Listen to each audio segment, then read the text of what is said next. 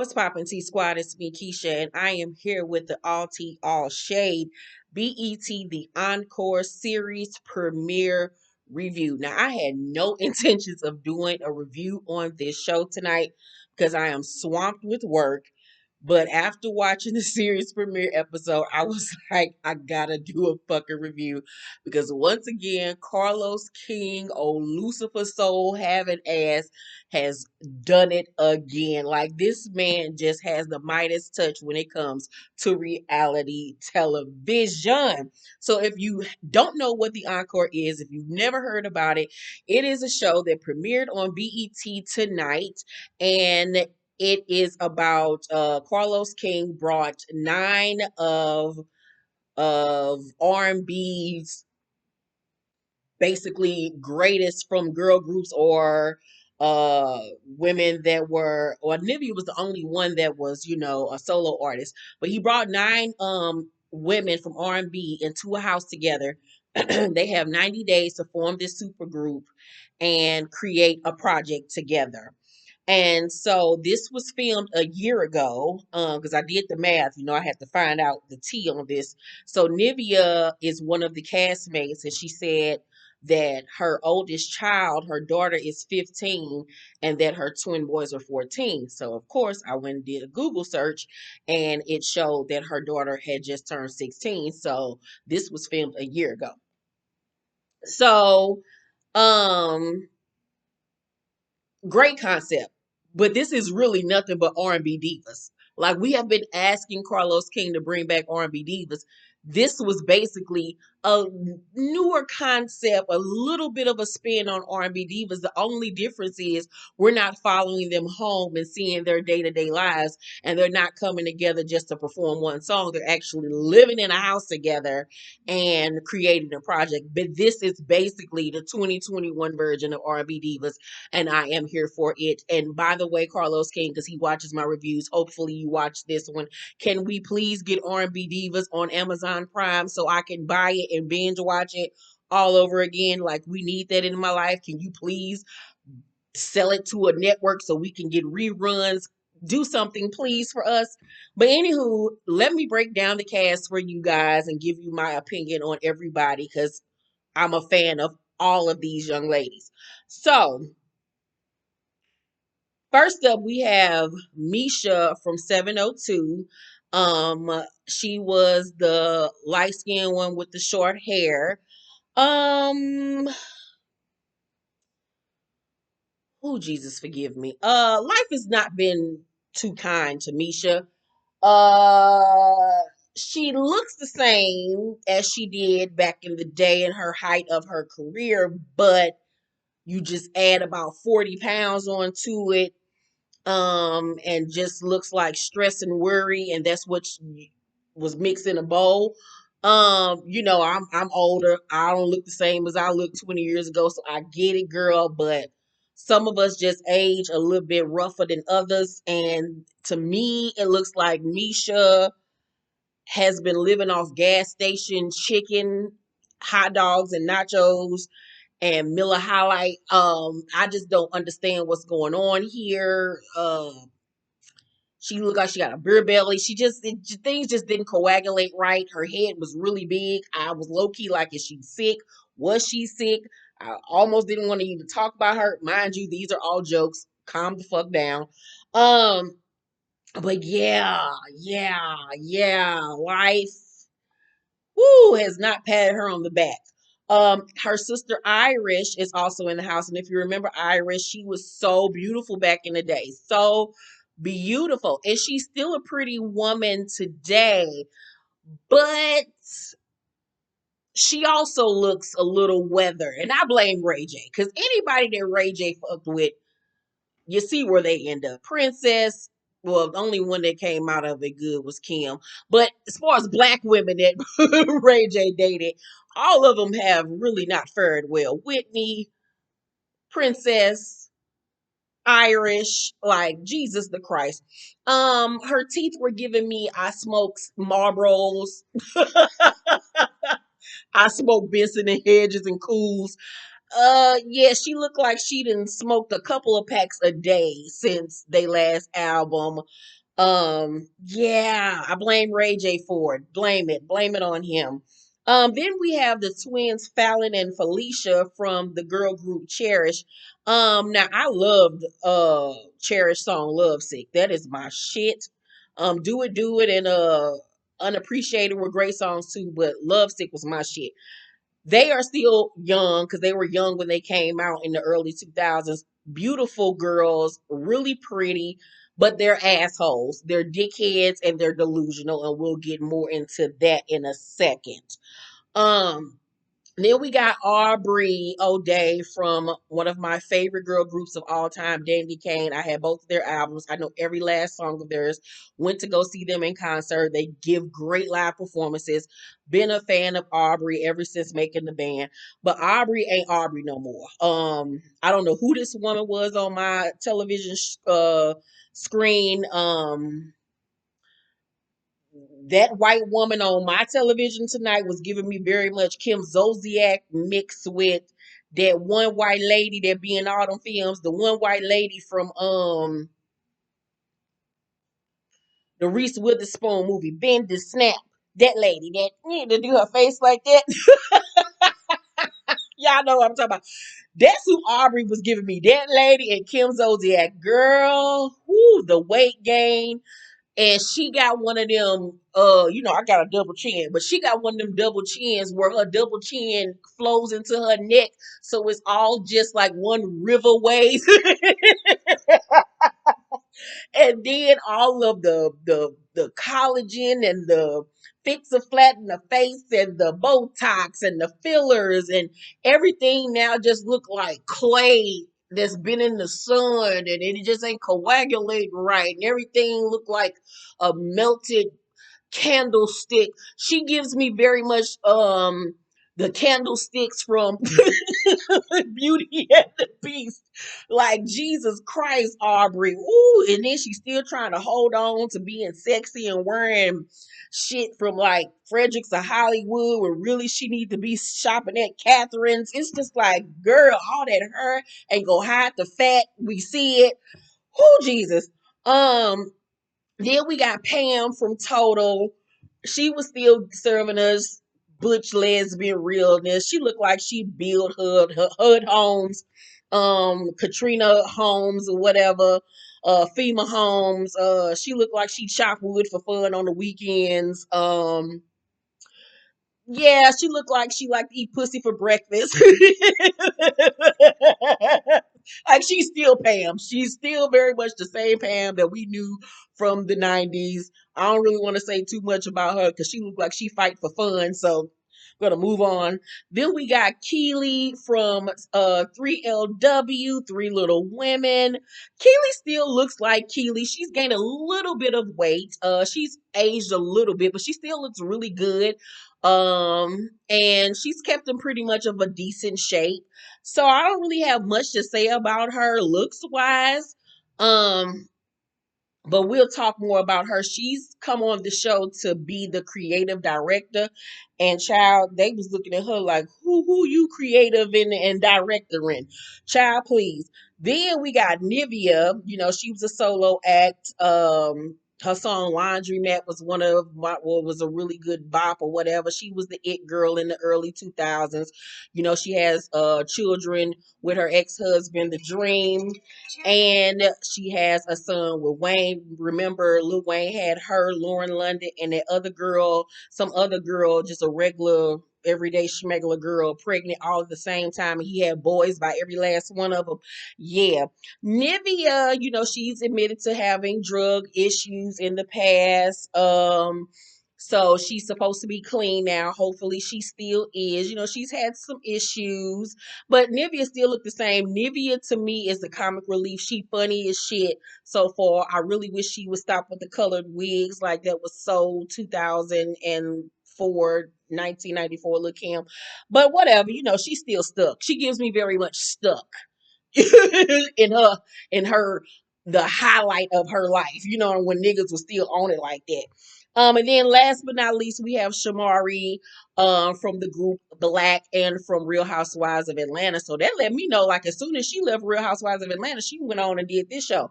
Gotta give it to Shamari. She came with the looks. Her confessional looks was on point. She looked beautiful. Everything. Like, I was like, yes, God, Shamari. Like, she took everything that she learned from being on Real Housewives of Atlanta and incorporated it onto this show. And I liked Shamari on the Real Housewives, and I actually still want her back. But I even like her even more on this show because like she's in her element. So after everybody meet each other and realize who's gonna be in the group, that's when Keely tells them that she's not gonna be actually in the group. She's there to creative direct.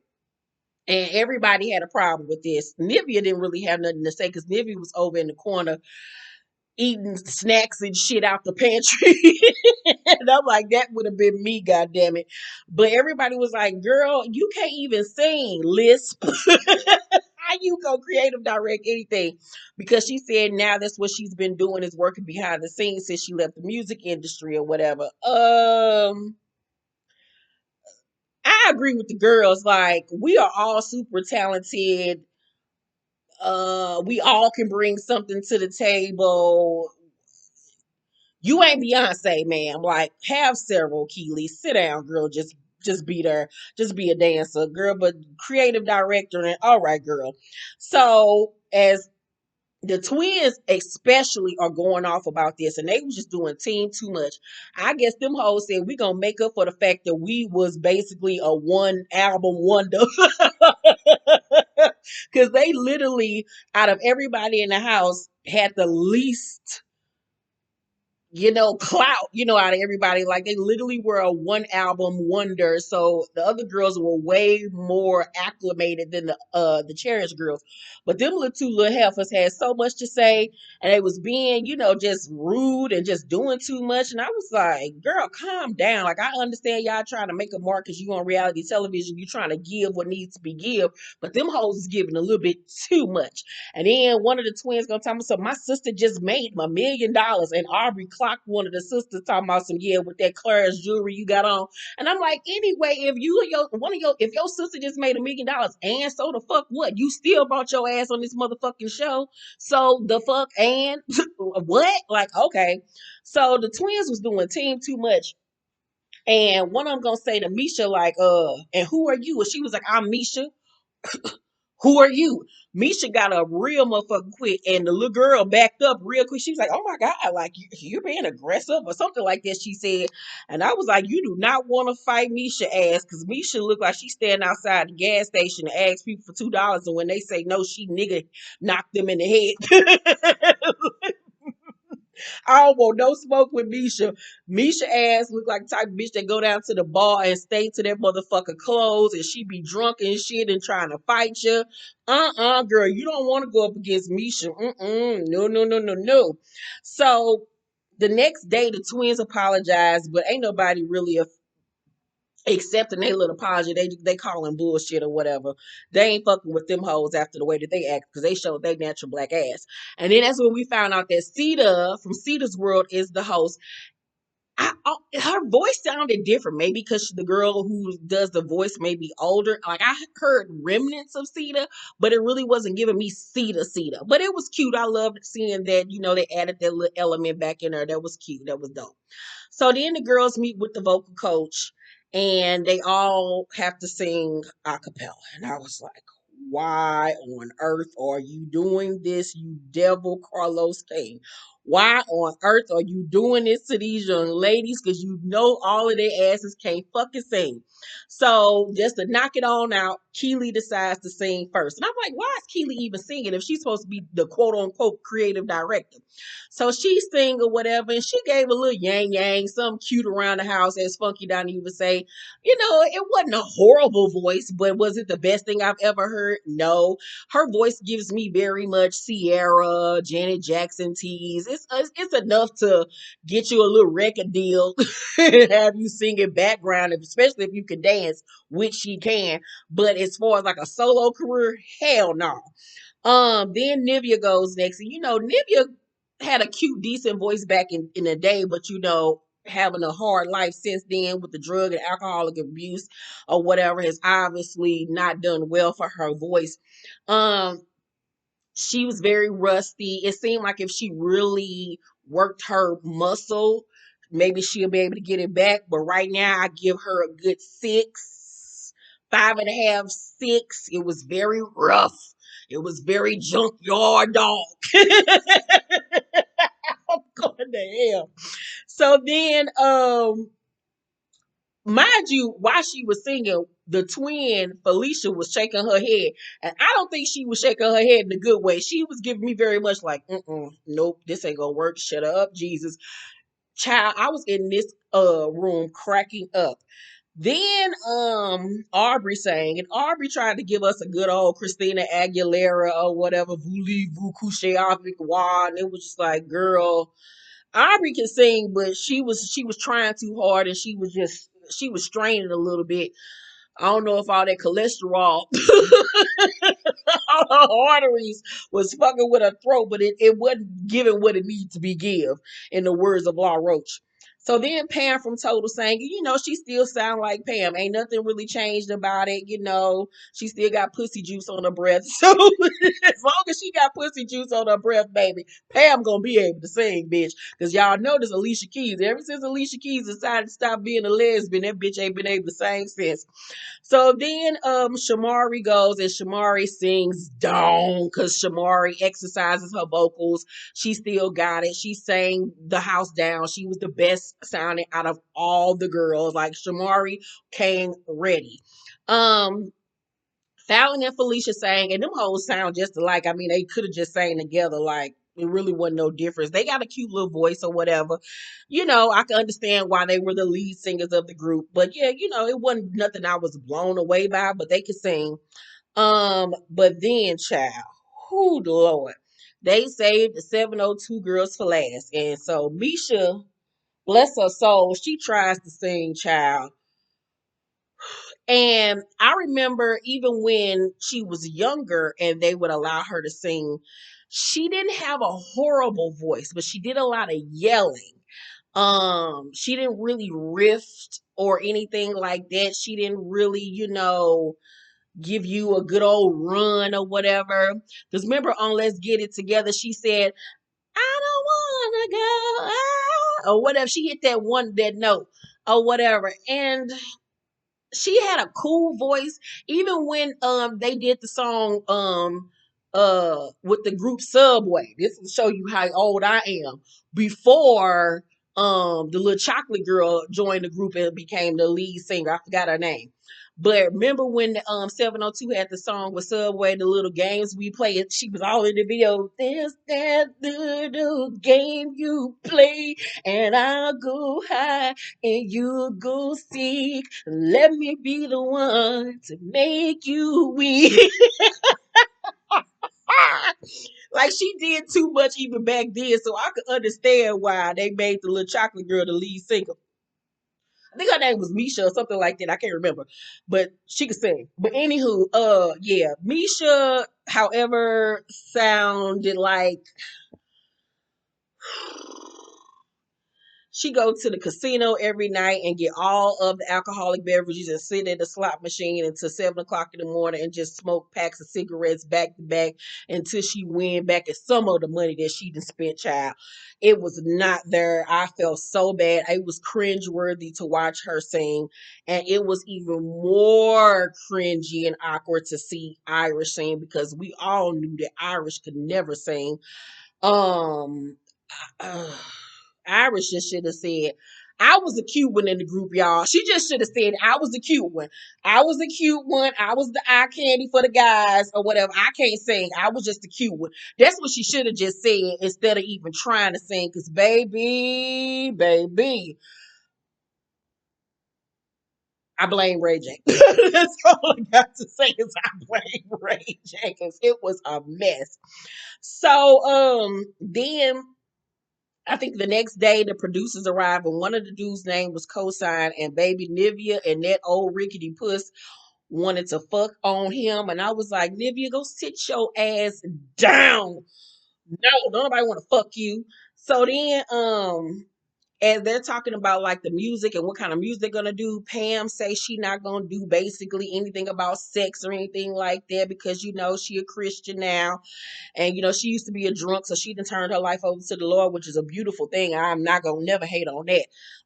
Irish and Misha agree because they're both married or whatever. And I'm like, so since y'all married, y'all can't sing about sex. Y'all could be talking about y'all husband, but okay, to each his own. But I don't really understand why the fuck y'all here if y'all not gonna talk and sing R&B music. What we gonna sing about? This is supposed to be the gospel group. We about to be on some Mahalia Jackson type shit. Like what are we doing here? Like, huh? No, sit down. So Aaliyah, the famous Aaliyah from YouTube, she's choreographed for pretty much everybody, is their choreographer, and she gives them a good A count. Shamari, of course, killed it because she still got it. Aubrey actually did a great job. Aubrey can dance or whatever. Keely, of course, killed it. She nailed it because she was the dancer of the group because she couldn't sing.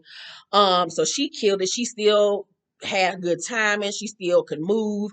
Pam, Irish, Misha, and Nivea, however, sucked ass. It was just like Misha looked like she's about to pass out. Misha looked like if somebody don't give me a goddamn Coolest Light, give me a Budweiser so I can go and sit on the toilet and belch. Um, so then after rehearsals, motherfuckers is looking like, yeah, it's obviously a group here and it's obviously not a group here. So Aubrey and the twins basically was like, we need to have a meeting, god damn it. So they all meet up, and Aubrey gives the idea that they should split the group up into twos because one group wants to do secular music pretty much and the other group does not. And then you have the girls that can still keep up, basically, and then you have the girls that cannot. So you got the aunties and the nieces, basically. So, Misha, of course, feels some type of way about it because she knows she gonna be on the auntie side and she want to still be the cool girl, but she ain't the cool girl no more, girl. So Nivea, however, don't want to be in a group with Pam, Irish, and Misha. Like she didn't sign up for this. She thought it was gonna be everybody. She like, why y'all sticking me with these old hoes? Like I still got a bitch. Y'all got me fucked up. But I could understand where Aubrey was coming from because it's like we ain't come here to be no church moms. Like the fuck. And y'all ain't talking about singing the same type of stuff we talking about. So yeah, let's split it up. And then 9 bitches in a group is too fucking much. So they also say to Keely, like, you need to decide what you want to do because like ain't nobody listening to you when it comes to this creative director thing. So after the meeting, Keely tells some of the girls that she don't agree with Aubrey's idea and feels like it's very cliquish and that Aubrey is manipulative. So then Irish tells the girls about her twin sister passing at the age of 27. And of course, that affects the ladies. They all cry. They all have a genuine moment. So sorry to hear about that. Misha tells her husband on the phone, baby, that she can't dance. He was like, well, just keep on practicing. I was like, it ain't that much practice in the motherfucking world. So Keely then is playing around in the booth and sings, I'm getting a little tired of your fucking promises. And I was like, she did it for us. Yes, God. And that's the one thing I can say about Keely. At least she's able to laugh at herself. So one of the twins then tell Aubrey what Keely said. So Aubrey was like, oh, okay, as soon as I see her, I'm going to confront her. So Keely comes to the kitchen and Aubrey says that, in her confession, the only thing she knew about Keely is from what Notori told her when they was on Broadway together about how Keely threw that bucket of chicken on her ass. We've all heard that story. So Keely coming to the kitchen and Aubrey confront her and she was like, I don't appreciate you talking about me to other girls saying I'm trying to be divisive, this, that, and the third. And Aubrey did not back down. She stood on what the fuck she said. And she pretty much checked Keely. And I was like, y'all must have forgot that she was in a girl group with other black girls. Like, she ain't scared of you hoes. So that was that. I give the first episode an A+. Like I said, Carlos King is the goddamn devil, and I love him for it. His reality show genius, honey. I can't wait for next week's episode. I can't promise you guys that I'm gonna do reviews every week because I am swamped with work.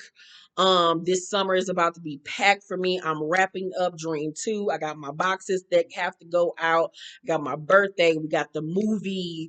I just have a full plate and I'm so thankful and blessed on top of YouTube. So You already have my other shows lined up, so I can't promise that I'll be able to do reviews on this show every week. I'll try to get some out for you as best as I can, but make sure you guys watch the Encore on BET on Wednesday nights. Tell everybody, support Carlos King. This show is phenomenal, and I can't wait to see how things are going to play out because the series premiere episode was dynamic. Check it out. Let me know what you guys think. Let's talk down below in the comment section.